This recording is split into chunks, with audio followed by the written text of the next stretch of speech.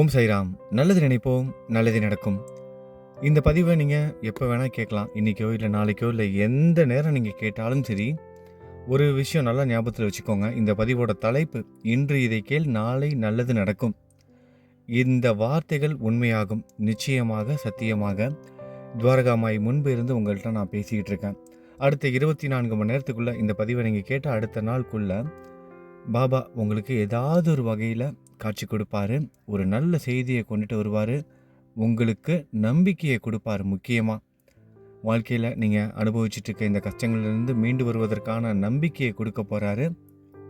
அடுத்த 24 மணி நேரத்துக்குள்ளே இது நிச்சயமாக நடக்க போகுது. ஆத்மார்த்தமாக சேர்ந்து என் கூட கோவிலை முழுவதுமாக சுற்றி வாங்க. நம்ம சாய் குடும்பத்தை சேர்ந்த லதா சுந்தரி அம்மா 70 வயதாகிறது. அவங்களோட சமீபத்திய அனுபவம், சாய் பற்றின ஒரு அனுபவத்தை நம்மக்கிட்ட வந்து பகிர்ந்துருக்காங்க. முதல்ல அதை கேளுங்க. அப்படியே கேட்டுக்கிட்டே கோவிலை முழுவதுமாக சுற்றி வாங்க நீங்களே என் கூட. அதுக்கப்புறம் தொடர்ந்து உங்கள்கிட்ட நான் பேசுகிறேன். ஓம் சாய்ராம். என் பேர் லலிதா. சென்னையில் இருக்கேன். வயசு 70. தம்பி நாகராஜ் சொல்லி அந்த ஒரு வாரம் சாய் சச்சரித்திரானம் அந்த 7 நாள் சப்தாகம் பண்ணப்ப அதுக்கு தேங்காவை வேண்டிட்டு வச்சுருந்தேன்.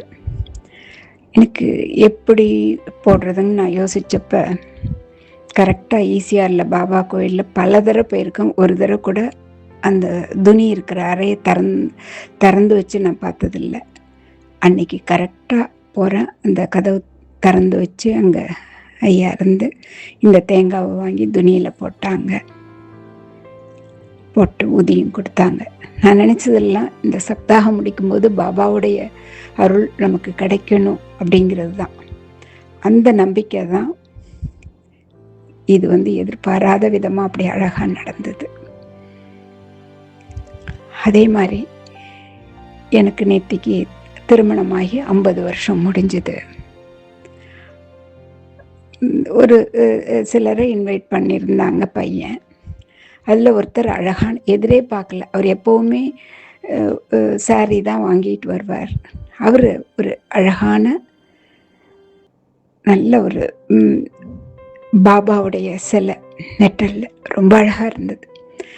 அதை வாங்கி எதிரே பார்க்கல, அதை வாங்கி அவர் கொடுத்தவர். அது எனக்கு எப்படி சொல்கிறதுங்கிறதே உண்மையிலேயே புரியல. நம்ம தீவிரமான அந்த பக்தியை பாபா கிட்ட வச்சுட்டோம்னா, நம்பிக்கையோடையும் பொறுமையோடையும் நம்ம இருக்கும்போது நிச்சயம் நமக்கு எல்லாமே சிறப்பாக நடக்குங்கிறது என்னுடைய இது. தம்பி நாகராஜ் அங்கே ஷீரடியிலேருந்து ஒவ்வொரு வீடியோவையும் நான் அனுப்பும்போது எனக்கு உண்மையிலே தத்ரூபமாக நான் ஷீரடியிலேயே இருக்கேன் அப்படிங்கிற ஒரு உணர்வு தான் வரும். அந்த வீடியோவை பார்க்கும்போது அப்படியே நான் ஷீரடியில் இருந்து பாபாவை தரிசனம் பண்ணுற மாதிரி எனக்கு அப்படி ஒரு ஆத்ம திருப்தி. இந்த தம்பிக்கு என் மனசார என்னுடைய நன்றியை தெரிவிச்சுக்கிறேன். ஒவ்வொருத்தரும் நம்ம பாபா கிட்ட முழுமையாக சரணடைஞ்சு அந்த நம்பிக்கையோடு நம்ம இருக்கும்போது நம்ம பொறுமையை அவர் சோதிக்கிறதுக்கு காரணம் நம்ம பக்தி அவ்வளோ தீவிரமாக இருக்கான்னு. அதை நம்மளுடைய தீவிரத்தை நம்ம உறுதிப்படுத்தும் போது நம்ம எதிர்பார்த்ததை விட எல்லாமே சிறப்பாக செஞ்சிடுவார். அது இப்போ சமீபத்தில் நடந்த இந்த 2 இதையும் நான் எல்லாருக்கூடையும் பகிர்ந்துக்கணும்னு ஆசைப்பட்டேன். ஒன்று, சப்தாகம் முடித்த உடனேயே நான் பிரார்த்தனை பண்ணி வச்சுருந்த அந்த தேங்காவை கொண்டு போய் ஈசிஆரில் பாபா கோயிலில் துணியில் போட முடிஞ்சது. கரெக்டாக அந்த 50வது திருமண நாள் அன்னைக்கு அந்த 50 வருஷம் முடிஞ்ச அந்த அன்னைக்கு எனக்கு அழகாக பாபா தத்ரூபமாக வீட்டுக்கு வந்தது. எல்லாரும் அந்த ஒரு உறுதியான நம்பிக்கையோடு இருக்கும்போது பாபா நமக்கு ஒரு பாதுகாப்பு கவசமாக இருப்பார். தம்பி நாகராஜுக்கு எனது ஆத்மார்த்த நன்றி. ஓம் சாய். இப்போ அம்மா நம்மக்கிட்ட பேசுகிறாங்களே, லதா சுந்தரி அம்மா, அவங்களுக்கு வயது 70 வயதாகிறது. அம்மா அற்புதமாக ஒரு விஷயத்தை சொன்னாங்க. நம்மளோட பக்தியை தீவிரப்படுத்தும் போது மற்ற எல்லா விஷயத்தையும் அவர் பார்த்துக்குவார் அப்படின்னு. அவர் சோதிக்கிறது, அதாவது குருவோட சோதனைகள் எப்படி இருக்குன்னா, நம்மளோட பக்தி எந்த அளவுக்கு இருக்குது அப்படிங்கிறதுல தான் அவரோட சோதனைகளே இருக்கும். நம்ம இதை நல்லா புரிஞ்சுக்கணும். சாய் சச்சரித்தம் படிக்கும்போது அதில் இருக்கிற ஒவ்வொரு வார்த்தைகளையும் ரொம்ப கவனமாக வந்து படிக்கணும், அதை வந்து புரிஞ்சுக்கணும். அதுதான் முக்கியம். சாதி அவர்களுக்கு குரு சரித்திரத்தை வந்து போதித்தார். அந்த குரு சரித்திரத்தை நம்ம பாராயணம் செய்யும்போது, அந்த கதைகளை படிக்கும்போது நம்ம நிறைய விஷயங்கள் தெரிஞ்சுக்கிட்டோம். குரு பக்தி எந்த அளவுக்கு உயர்ந்ததாக இருக்க வேணும் அப்படின்னு. ஒரு பக்தன் கடவுளே நேரில் வந்திருப்பார். காசி விஸ்வநாதரே காட்சி கொடுத்துருப்பார். சிவபெருமானே வந்து காட்சி கொடுத்து உனக்கு என்னப்பா வேணும்னு கேட்பார். என்னோட குரு பக்தி வந்து அதிகமாகணும்னு அந்த பக்தன் வந்து வேண்டுவான். அந்த அளவுக்கு குரு பக்தி, அந்த தீவிரம் வந்து ரொம்ப அதிகமாக இருக்கணும். யாரும் நம்மளை வந்து கட்டாயப்படுத்த மாட்டாங்க. நீ இதை செய்யலைன்னா உனக்கு வந்து தண்டனை கொடுப்போன்னு இந்த ஆன்மீகத்தில் யாரையும் கட்டாயப்படுத்த மாட்டாங்க. அந்த கட்டாயத்தையும் அந்த தீவிரத்தையும் அந்த வைராக்கியத்தையும் நம்ம தான் வந்து வளர்த்துக்கணும். நீ தினைக்கும் நாம ஜபம் படிச்சே ஆகணும், தினைக்கும் ஸ்தவன மஞ்சரி படிச்சே ஆகணும், தினைக்கும் எனக்காக நேரம் ஒதுக்கணும், தினைக்கும் எனக்கு நைவேத்தியம் படைக்கணும் அப்படின்னு எந்த கடவுளும் எந்த குருவும் வந்து நிர்பந்திக்கவும் மாட்டாங்க, வற்புறுத்தவும் மாட்டாங்க, யாரும் யாருக்கும் தண்டனைக்கும் கொடுக்க மாட்டாங்க. இங்கே எல்லாமே கட்டாயத்தின் பேரில் தான் அது நடைபெறுகிறது. கட்டாயத்தின் பேரில் தான் இந்த ஆன்மீகமே இன்றைக்கி வந்து நடைபெற்றுட்டு இருக்கு. அதான் உண்மையும் கூட. அப்படி தான் இன்றைக்கி போயிட்டுருக்கு. இன்றைக்கி மக்களோட புரிதல் அப்படி தான் போயிட்டுருக்கு. ஆனால் நம்ம சாய் குடும்பத்தில் இருக்க பக்தர்கள் அப்படி இருக்கக்கூடாது.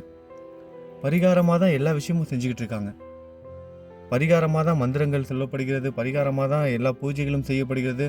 கோயில்களுக்கு போகிறது எல்லாமே ஏதாவது ஒருத்தங்க பரிகாரம்னு சொல்லிட்டா உடனே அதை செஞ்சிடறது. மற்றபடி வைராக்கியம் கொண்டு நான் என்னோட கடவுளுக்கு செய்வேன்.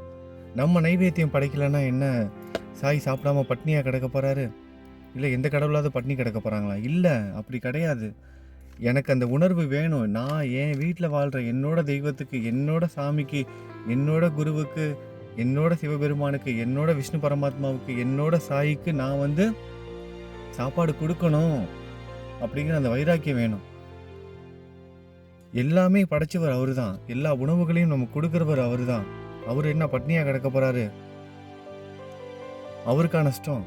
நமக்கு தான் நஷ்டம். அது புரிஞ்சுக்கணும். அந்த சுமையை நம்மளாவே தேடி போய் சுமக்கணும். நேரம் இல்லை, அது இல்லை, இது இல்லைன்னு காரணங்கள் 1000 சொல்லலாம். நார்மலாக எடுத்துக்கோங்க. நம்ம ஏதாவது ஒரு விஷயம், ஒரு ஆன்மீகம் சார்ந்து ஏதாவது ஒரு விஷயம் நல்லதாக வந்து எடுக்கிறோம்.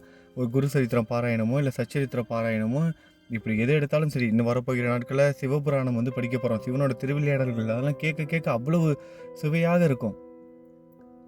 ஆனால் அதுவே கேட்டாங்கன்னா முதல் ஒரு நாள் நம்ம கேட்கும்போது பார்த்தோம் அப்படின்னா அந்த பதிவை வந்து 10,000 பேர் பார்ப்பாங்க, 15,000 பேர் பார்ப்பாங்க, 5,000 பேர் பார்ப்பாங்க, இப்படி ஆயிரக்கணக்கான மக்கள் பார்ப்பாங்க. அப்படியே நாளாக நாள் 1, நாள் 2ன்னு அப்படியே போக போக போக போக அப்படியே கொஞ்சம் கொஞ்சமாக கம்மியாகிட்டே வருவாங்க.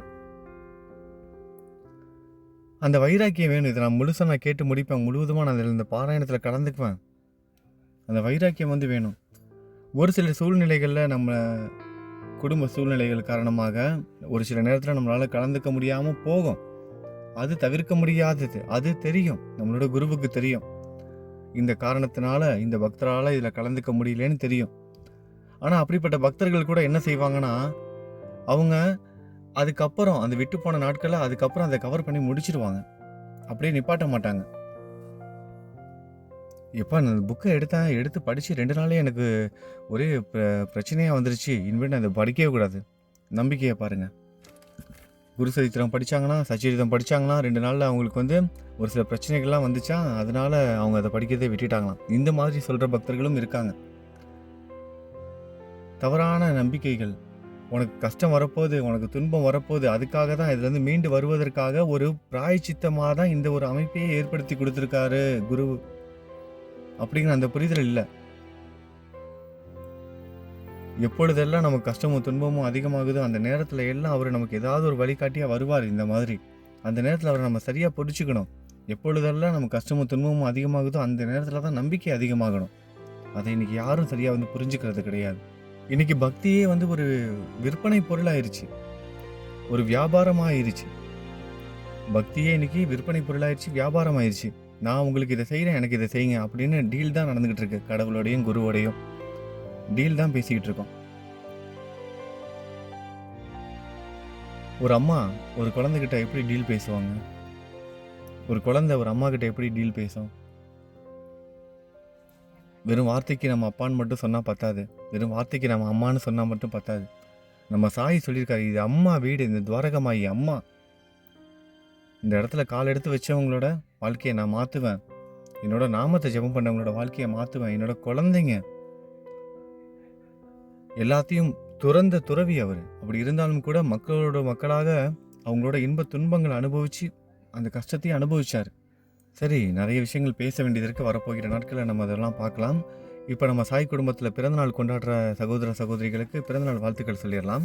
நம்ம சாய் குடும்பத்தை சேர்ந்த ஹிட்டேஷ் தம்பிக்கு 16வது பிறந்தநாள். ஹிட்டேஷ் தம்பிக்கு நம்ம எல்லாரும் பிறந்தநாள் வாழ்த்துக்கள் சொல்லிக்கலாம். அதே மாதிரி ஹிட்டேஷ் தம்பிக்காக நம்ம எல்லாரும் பிரார்த்தனை செய்து கொள்ளலாம். தம்பியோட எதிர்கால வாழ்க்கை நல்லபடியாக அமையணும், உடல் ஆரோக்கியத்தோட சந்தோஷமாக வாழணும்னு ஹிட்டேஷ் தம்பிக்காக நம்ம எல்லாரும் பிரார்த்தனை செஞ்சுக்கலாம். அடுத்ததாக நம்ம சாய் குடும்பத்தை சேர்ந்த கிருத்திகா சகோதரிக்கு 36வது பிறந்தநாள். கிருத்திகா சகோதரி பூரண உடல் ஆரோக்கியத்தோட சந்தோஷமாக வாழணும், அவங்களோட எதிர்கால வாழ்க்கை நல்லபடியாக இருக்கணும்னு அவங்களுக்காக நம்ம பிரார்த்தனை செய்து கொள்ளலாம். அடுத்ததாக நம்ம சாய் குடும்பத்தை சேர்ந்த சுதன் ராஜா தம்பிக்கு 10வது பிறந்தநாள். சுதன் ராஜா தம்பிக்கு நம்ம எல்லாரும் பிறந்தநாள் வாழ்த்துக்கள் சொல்லிக்கலாம். தம்பியோட எதிர்கால வாழ்க்கை நல்லபடியாக அமையணும், சந்தோஷமாக வாழணும், உடல் ஆரோக்கியத்தோட வாழணும்னு நம்ம எல்லாரும் பிரார்த்தனையும் செய்து கொள்ளலாம். இவங்க மட்டும் இல்லாமல் இன்றைக்கி வேறு யாரெல்லாம் பிறந்தநாள் கொண்டாடுறாங்களோ அவங்க எல்லாருக்கும் பிறந்தநாள் நல்வாழ்த்துக்கள். திருமண நாள் கொண்டாடும் தம்பதிகளுக்கு திருமண நாள் வாழ்த்துக்கள். இவ்வளவு நேரம் இந்த பதிவை கேட்டுட்ருக்க சாய் பக்தர்கள்ட்ட ஒரு விஷயம் சொல்லிக்கிறேன். சீக்கிரமே உங்களோட வாழ்க்கையில் நீங்கள் எதிர்பார்த்த விஷயத்த சாய் நிச்சயமாக செய்து கொடுப்பாரு. அந்த அனுபவத்தை நம்ம சேனலில் வந்து சொல்லுவீங்க. இது நிச்சயமாக நடக்கும். நம்பிக்கையோடு இருங்க. நல்லது நினைப்போம், நல்லது நடக்கும். ஓம் சாய்ராம்.